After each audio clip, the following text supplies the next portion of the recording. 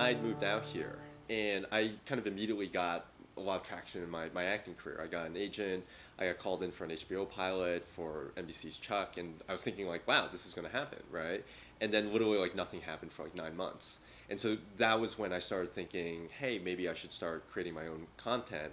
And my friend Kate Van Demeter, who I produce often with, she had created her own web series, which I thought at the time was a terrible idea. And then she ended up getting development deals with Fremantle and Fox. And I was like, oh, this seems like a much better idea. And I really kind of took the cue from her in terms of how successful she was with that path, and ended up finding a way to make your own work, which is really exciting. In real life, I'm a sports nut. I have a sports podcast on iTunes, and throughout the day, really spend a huge portion of time on ESPN and CNNSI and stuff like that. And it was just the type of thing where we thought it was a really interesting idea, and it was the type of thing which I was also looking for something that was lighter weight to produce.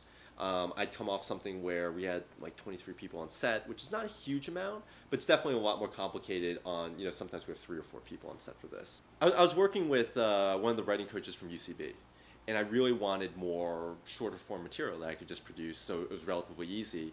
And I came up with like 3 or 4 different ideas, and actually it came up with, I think one of my friends from my tech days was telling me about this restaurant, just jokingly said, oh, let's not go eat there, that's where poor people eat.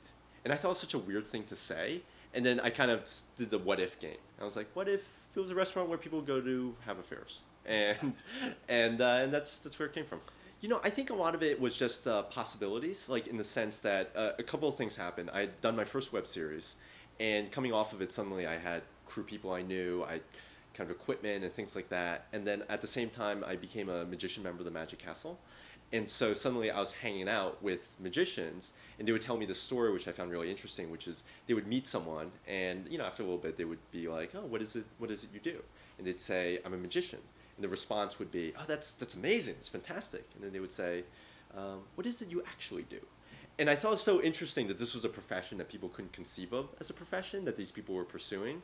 And I just said, why don't I get a camera and we'll just start following them and see what happens. And that was pretty much it. And so it was really around the idea of like the business side of being a magician.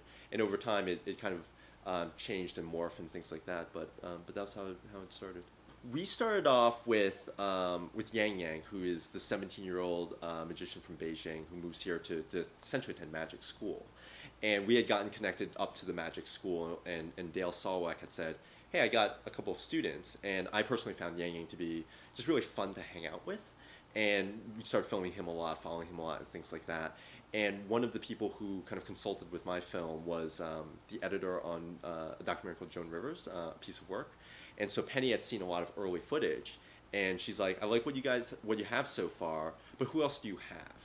And the first 2 people I mentioned was this kind of mid-career person from NYU who has an MBA, moves to LA to pursue a career.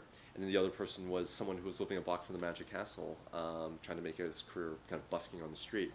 And Penny immediately said, they sound interesting, you should follow them.